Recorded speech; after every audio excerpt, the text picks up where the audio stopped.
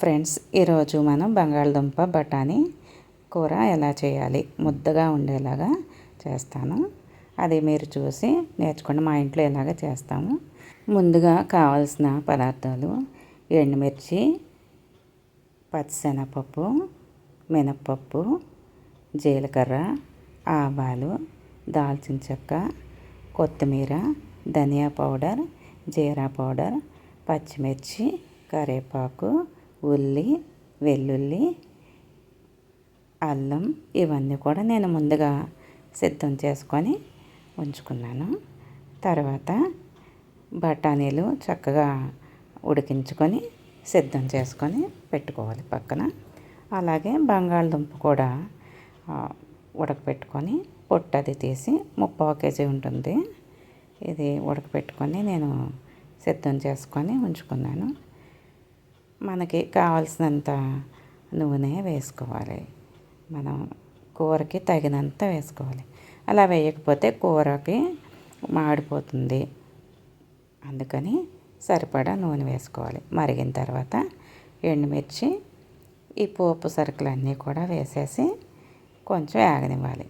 దోరగా వేగిన తర్వాత అలా కొంచెం నేను చూపించే విధంగా మీరు తర్వాత కరివేపాకు ఇంకా వేగాలి చక్కగా. ఎలా వేగుతున్నాయో చూస్తున్నారా? ఇలా చక్కగా వేగిన తర్వాత ఇంకా వేగాలి. పచ్చి పచ్చిగా ఉంటుంది, లేకపోతే చక్కగా దోరగా వేగాలి. అలాగే మాడిపోకుండా కూడా చూసుకోవాలి. చూసుకొని పచ్చిమిర్చి, ఉల్లి ఇవన్నీ కూడా కోసి పెట్టుకున్నాం కదా, ఇవన్నీ కూడా వేసుకొని చక్కగా కలపెట్టుకోవాలి. కలపెట్టుకొని మగ్గాలి. మగ్గిన తర్వాత చూస్తున్నారు కదా, నేను చెప్పినట్టుగా నేను చూపిస్తున్నాను కదా, అలా చక్కగా ఇంకా బాగా మగ్గాలి. మగ్గిన తర్వాత బఠానీ వేయాలి. బఠానీలో వాటర్ ఉంటుంది కదా, తడి అంతా కొంచెం నూనెలో నీరంతా ఇంకిపోయేలాగా చూసుకోవాలి. ఏంటంటే బఠానీ కొంచెం ఎక్కువగా ఉడికింది. ఎందుకంటే నేను చాట్ మసాలా కోసమని ఈ బఠానీ ఉడికించాను. అందువల్ల అది మెత్తగా ఉడకాలి కదా. అలాగే బంగాళదుంప కూడా ఉడికింది. మనం వేసేసుకోవాలి. వేసేసుకొని నేను ముందుగానే పోపులోనే ఉప్పు వేసేసాను. ఈ జీరా పౌడర్ అన్నీ వేసాను కదా, అలా చూసారా? అంత అలా తడిగా ఉండకూడదు, ఇంకా కొంచెం డ్రైగా ఉండాలి. ఎందుకంటే నేను ఇవి చేసేటప్పుడు కొంచెం ఎక్కువ ఉడికించేసాను. ఈ కొత్తిమీర, జీరా పౌడర్, ధనియా పౌడర్ ఇవన్నీ కూడా వేసేసాను. వేసేసి చక్కగా కలయపెట్టాలి. కలయపెట్టి ఇది అంటుకోకుండా ముద్దలా ఉండాలంటే నేను ఎలా అయితే కలుపుతున్నానో, మనం వంట చేయడమే కాదు, అది ఎలా కలియబెట్టాలి అది ముందు తెలుసుకోవాలి. తెలుసుకొని ఆ విధంగా కలయబెట్టాలి. కలయబెట్టి ఉప్పు, కారం, పసుపు ఇవన్నీ వేసుకొని చక్కగా అలా నేను చిన్న కుక్కర్లో పెట్టాను. అది సరిపోలేదు కూరకి. మళ్ళీ నేను బాండిల్ తీసుకొని ఆ బాండిల్లో మళ్ళీ వేసాను అన్నమాట. పెట్టాను. మన కూరకి తగినట్టుగా విశాలంగా ఉండే బాండిల్ లాంటివి పెట్టుకుంటే ఇలా వేపుడు, ముద్దకూరలు లాంటివి వండుకోవడానికి బాగుంటుంది.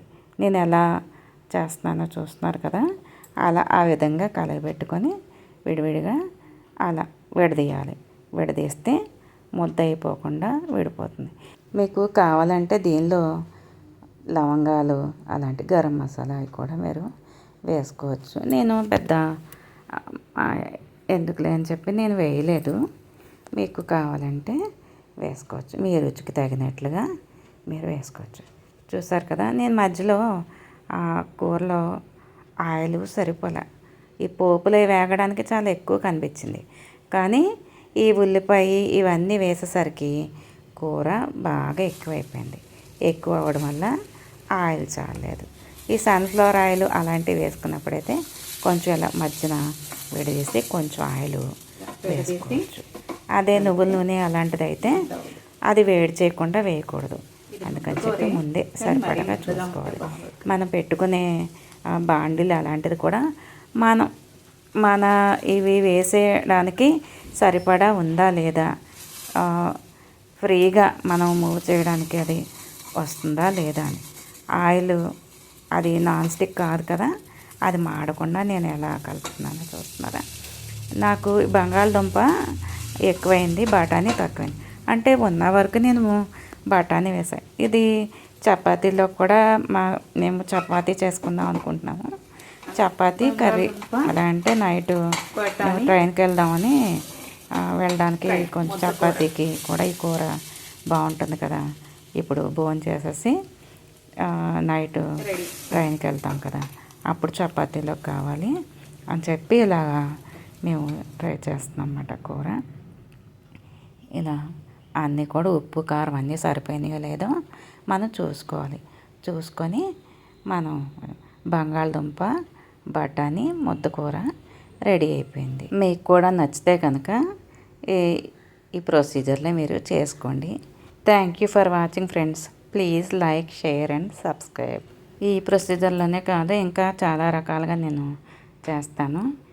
చేసినప్పుడు మళ్ళీ వీడియో పెడతాను.